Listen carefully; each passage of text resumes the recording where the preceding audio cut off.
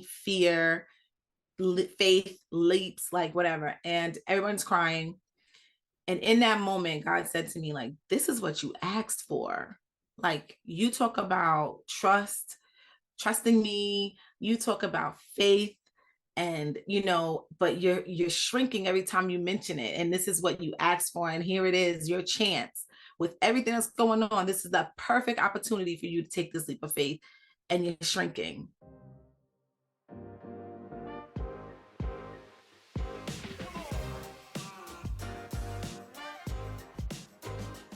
Hello, and welcome to another episode of the Sulkin podcast.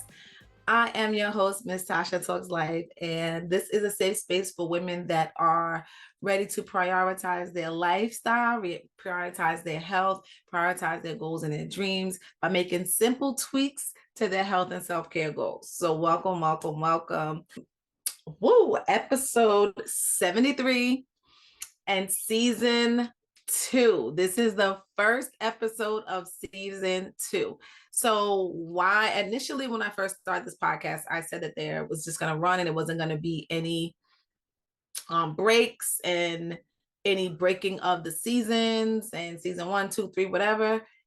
And then I needed to take a break. And then I needed to take another break. And life is life and life is real and, whatever. And so I'm not apologizing for it. I'm just knowing what I need and how am I going to best be able to serve and pour and all of that if I'm not listening to what I need to do. So this is season 2 and I'm excited for this season. I have a new camera that is acting up, but it's all good. We're working through it. So today I just wanted to just catch up and talk about where I've been, what has been happening in these last couple of months, what is coming new.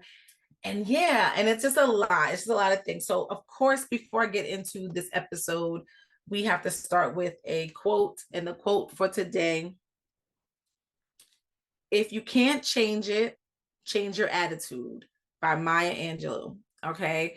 If you can't change it, change your attitude. And I believe that even with that quote, like there's a lot of things that happen in our life that is beyond our control. There's a lot of things that are happening that we can't change. And so with that, we have to change our mindset. We have to change our routines, change our attitudes, right? And as for me, August was like because there's just so much going on. But God is still so good. God is still so good. Crazy enough. So anybody that's been following me for a long time or that genuinely knows me, I have been a teacher at the elementary level for 14 years.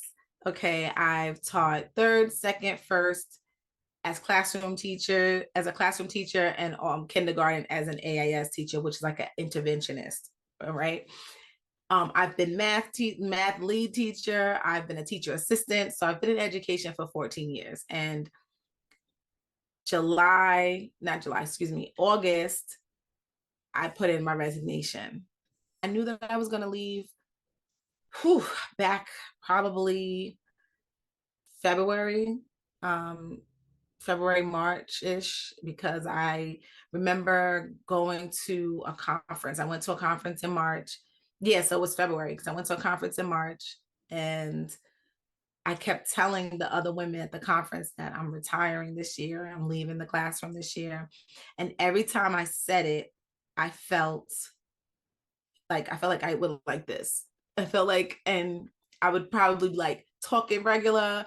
And then as soon as I get ready to say I'm retiring this year, I'd be like, I'm retiring this year, And at the conference, God spoke so clearly to me. And so he's like, yo, this is what you've asked for. I have put retire from my district since 2020. Excuse me, not 2020, since 2021. I put that on my vision board. I had a co-teacher in 2021, and I mentioned it to her, like, I'm gonna give myself 2 more years.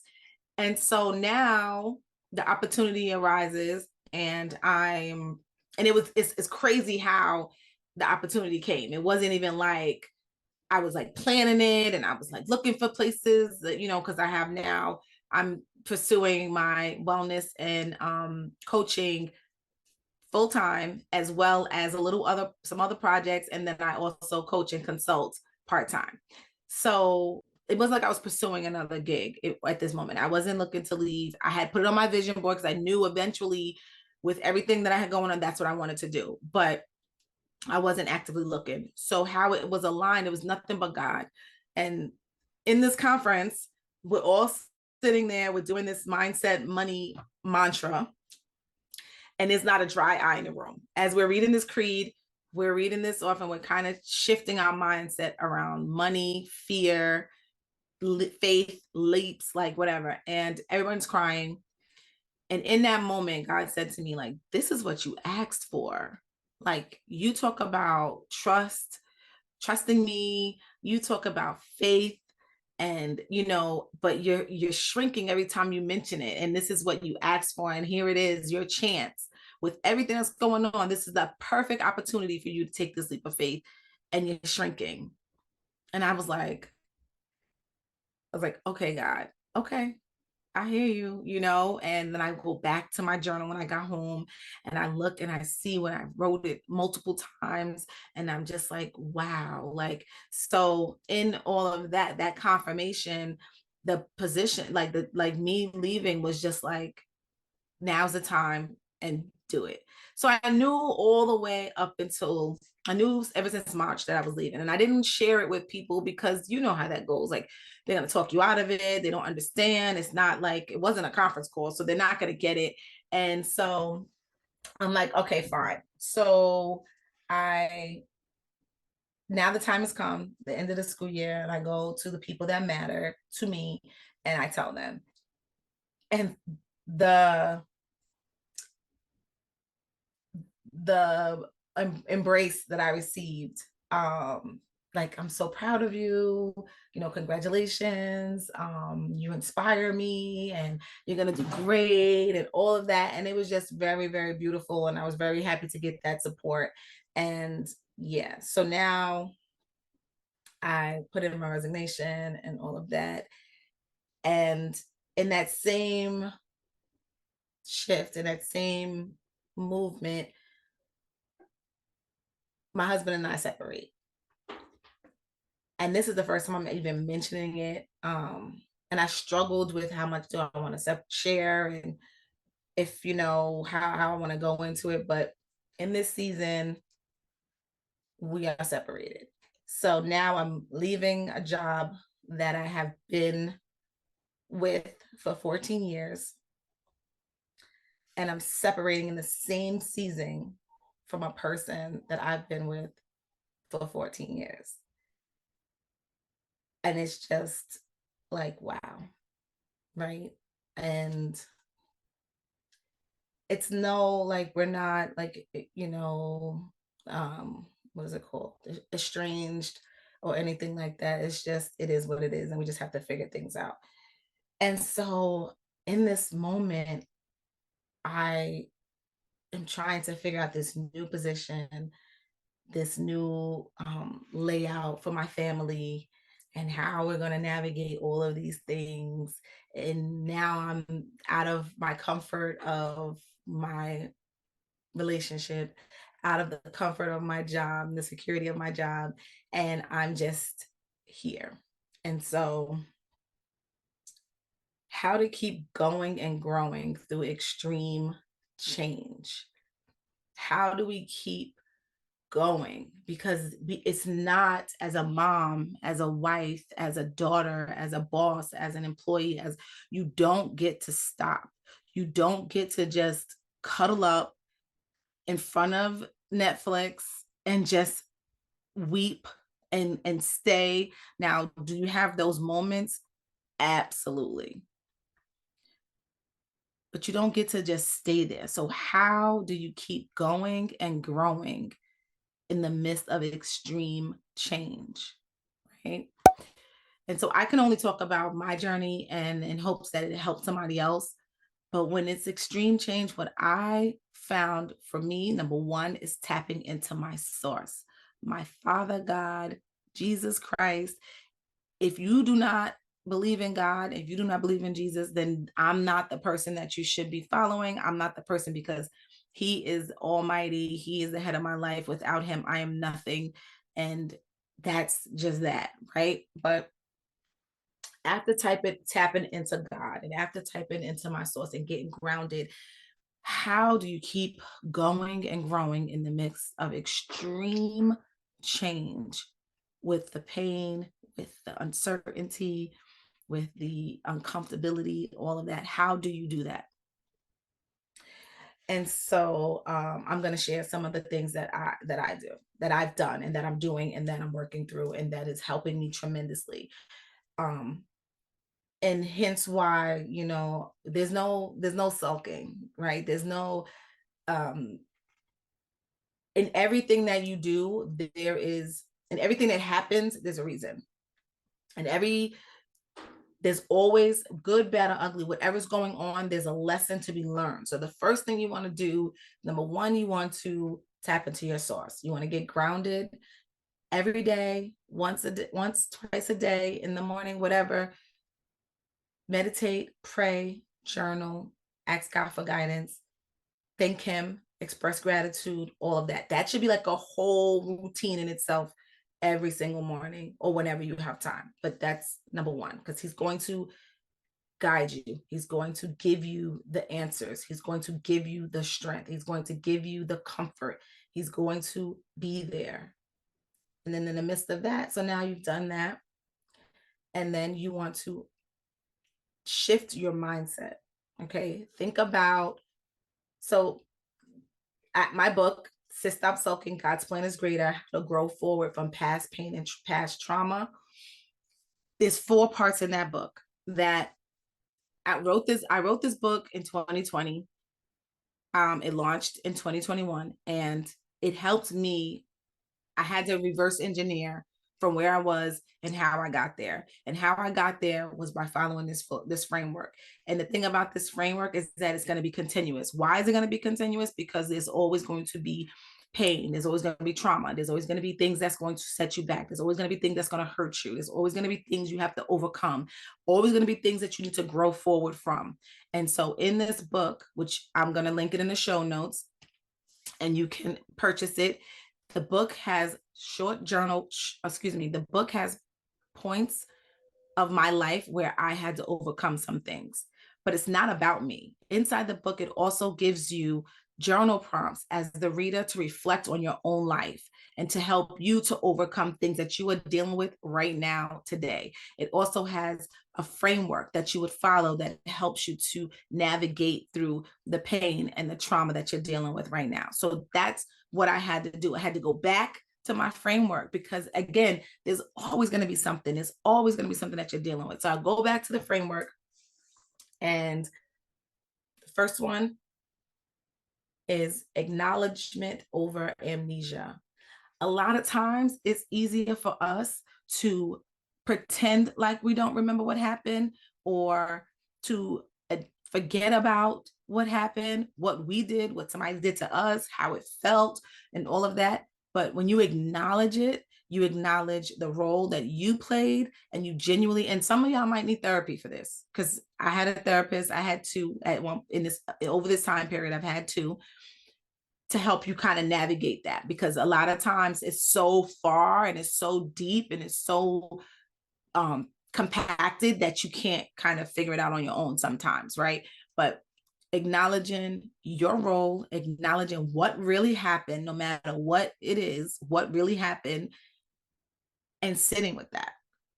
Okay. So you want to acknowledge it as opposed to acting like it didn't happen, or glazing over like it's okay, or I'm good, or whatever. No, sit in that mess, sit in it, acknowledge it, cry, yell, apologize, whatever you need to do, acknowledge it first. Okay, so after you've acknowledged it, and if you need to write these down, again, it's in the book. order the book. It's a shameless plug because the book has helped so many people. I have countless testimonials of how much the book has impacted people. But so you want to acknowledge it over amnesia. Then you want to forgive. Forgiveness for freedom. When you forgive, it is for you. It is not for the other person. Forgiving doesn't mean, oh, I'll forgive, but I won't forget.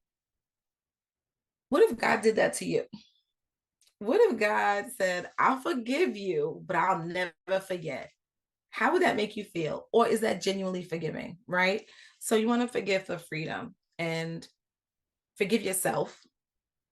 Forgive yourself for walking around with the guilt. Forgive yourself for feeling less than. Forgive the person that abandoned you, betrayed you, hurt you, whatever it is, the parties involved. Forgive everybody, because guess what? You didn't die. You're still here. You still can make a change. You still can make an impact. You still can grow. You still can achieve whatever it is that you want. You are here. So you have to forgive, and you have to genuinely forgive with the whole heart. So forgive. Next, you want to express gratitude, conscious gratitude. Okay. So what that means, celebrate expressing gratitude in everything, all things, right? So even if it's not what you hoped for or what you wanted, it could be so much worse. It could be terrible. You could be gone, right? Whatever the circumstance was, it could be much worse. So you want to be grateful that you're still here. You want to be grateful that it's a lesson learned. You want to be grateful for the time that you had. You want to be grateful. Expressing gratitude gives you more things to be grateful for. Okay. So you want to consciously celebrate the now, consciously celebrate the things that have helped you, stretched you, right? And the people that's been around, the people that's been express gratitude. And then lastly will be mindset declarations, right? Affirming yourself, speaking life. The power is in the tongue. If you think you can and you think you can't, you're right, right? So how you speak about yourself matched what you're feeling about yourself is what's real and what's true. So you want to affirm yourself no matter what. One of my biggest affirmations is my past doesn't dictate my future. Everything that I've been through, everything that's was designed to kill me does not define where I'm supposed to be, the purpose that God put on my life. So guess what? I got to keep going. I got to keep growing. And I got to express that gratitude. And I have to speak life over myself. And I have to thank God for all things as it is. And so there's this book. It's called The 7 Spiritual Laws of Success by Deepak Chopra. Don't quote me on that. Just Google it, Chopra. And in this book, there are 7 spiritual laws of success. And I'm not going to go through all of them, but they are so powerful. And as you go through, like, for example, I'll do one. Let's see. This one was huge for me, so I'll do this one. So law number 6, the law of detachment. Practice detached involvement. Stay alert to the opportunity within every problem by letting go of your idea of how things should be. Accept uncertainty as an essential part of your experience. In your willingness to accept uncertainty, solutions will spontaneously appear. Remain open to all possibilities and enjoy every moment in the journey of your life. All the fun, mystery, and magic in the field of pure potentiality. So that was the law of 7. So basically, these 7 laws in this book that you are to live by, that's going to bring you success in your life. And every morning, part of my meditation and part of my getting into my word is reading off those 7 laws, because it's a reminder. Like, one of them is not judging, one is accepting people for who they are, the other one is giving and receiving. Like, this is, and the reason why I like this book, right, it lines up with God's word and what we need to be doing in our lives. And so the 4 things that I am doing outside of my routines and outside of my discipline as far as my health and my self-care is, I am acknowledging my situation, forgiving every single person involved, including myself, genuinely, expressing gratitude for all that is right now. And I am affirming myself on a regular basis. I am like being Mary Jane and insecure all wrapped up in one. I look at myself in the mirror on those hard days and I speak life into myself because God is giving me that life, and I speak life into myself. I write post-it notes. I journal. I am constantly reaffirming myself and walking in what God has given me, no matter what I'm going through. And yes, some days are harder than others. And knowing and trusting God with unwavering faith that whatever this is, and whatever it is that you see for me, I accept it. Is not easy, but it is so possible and it is so worth it. And God is getting the glory and things are working out, and I'm just embracing it, and I can't control it. And so if you can't change it, change your attitude. So yeah, so with that being said, I hope that this helps someone. If this has helped you, please leave me a comment. If this has helped you, please share it with somebody else that it may help them. I'm also hosting a free 3-day challenge, the Mindset Makeover. This is one part of my framework, the Better Health Mind Project. So in this framework, we're going to be talking about ways that you can make over your mindset with visualization, affirmations, and tangible like action steps that you can apply. There is a whole workbook and everything. It is free. It is going to be Monday, Wednesday, and Friday, September 25th, 27th, and 29th. Okay, so you want to make sure that you click the link in the show notes so that you are there when it starts. It's going to be 3 days of this challenge to make over your mindset. And with that, once you have made up your mind and you have started to condition your mind, that everything else is going to start to fall in place. Okay. So again, I love you. I love you. I love you. And oh, wait, before I go, I got to give you this week's mindset declarations. So add these to your journal. I am open to new and exciting opportunities. I am confident and optimistic about my future, and I am grateful for the journey and all that is, but I am never satisfied. And what that means is that you know that God is an abundant and prosperous God. So whatever you can imagine, 10x that joint, because God is abundant and he thinks way beyond we can imagine. So stop saying like, I only need this, or I'll be satisfied with just that. No, let God blow your mind. Let him blow your mind. And like, just dream big. I love you, ladies. I hope that this has helped you as much as it is helping me through this season. And I want you to be well and be blessed. And remember that your past does not dictate your future. Till next time, see you in the next episode.